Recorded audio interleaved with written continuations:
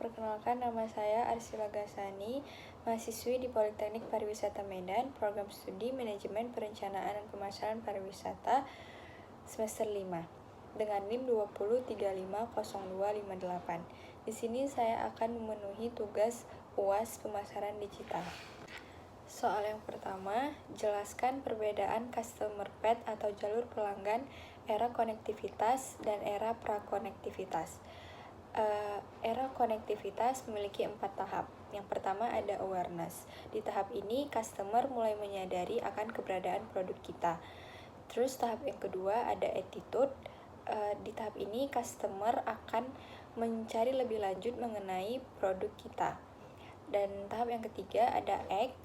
Ketika pelanggan merasa cocok dengan produk kita, mereka akan melakukan pembelian. Dan tahap yang terakhir ada act again. Mereka melakukan pembelian berulang jika mereka merasa puas dengan produk kita. Selanjutnya, era konektivitas. Di era ini memiliki 5 tahap. Yang pertama itu ada aware, sama seperti di era prakonektivitas.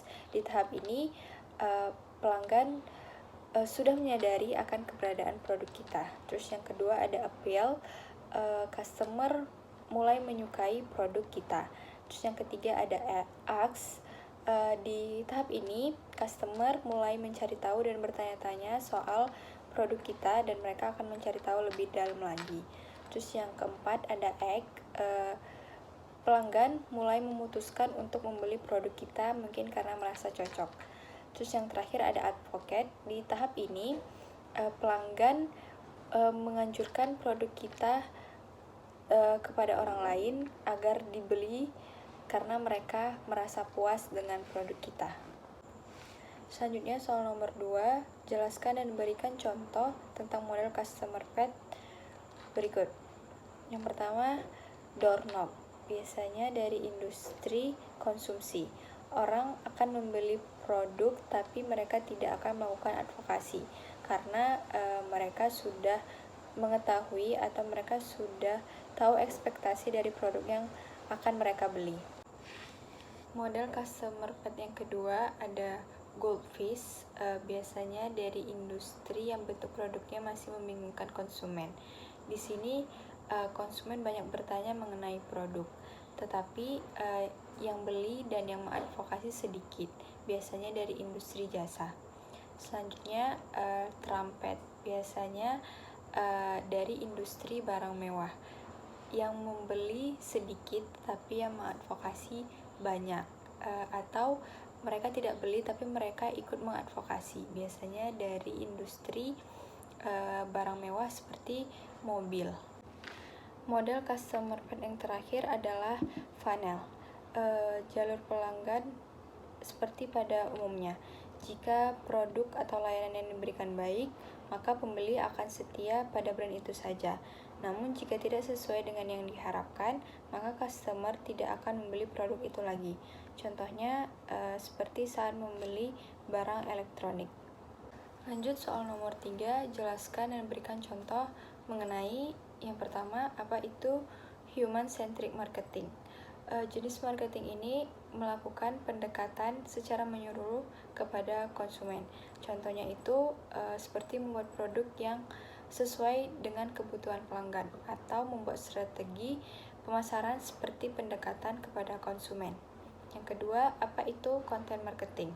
Content marketing merupakan salah satu strategi pemasaran dengan membuat sebuah konten yang relevan mengenai produk sehingga dapat dilihat dan dikenal oleh calon konsumen.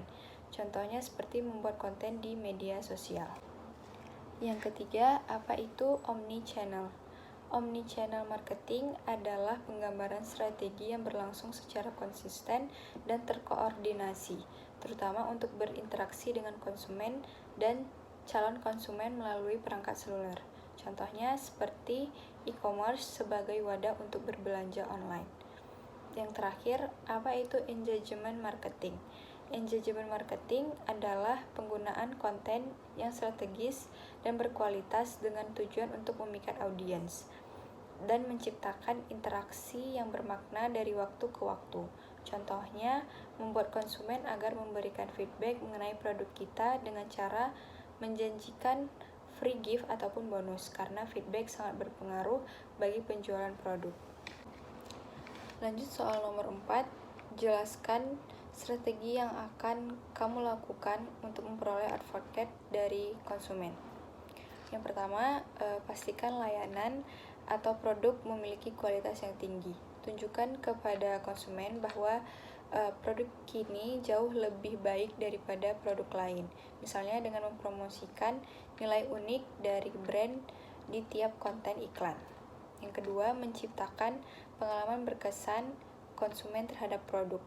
Kesan pertama terkadang menjadi sangat penting bagi para konsumen yang hendak membeli atau mencoba layanan produk kita. Berdasarkan ini, penjual wajib memberikan pengalaman berbelanja yang menyenangkan dan tak terlupakan bagi konsumen. Momen tak terlupakan ini akan menjadi penentu apakah konsumen mau mendiskusikan pengalaman berbelanjanya kepada orang lain. Yang ketiga, sediakan platform untuk customer mempromosikan produk kita. Sediakan platform sederhana yang memudahkan pelanggan untuk mengadvokasi produk atau layanan yang mereka sukai dan memberikan feedback atau berbagi feedback. Jelaskan kepada pelanggan bahwa review mereka sangat berharga. Dan yang terakhir, memberikan reward untuk customer. Misalnya, konsumen yang paling sering memberikan review positif terhadap produk kita, maka mereka akan mendapatkan hadiah berupa voucher belanja, diskon, ataupun hadiah lainnya.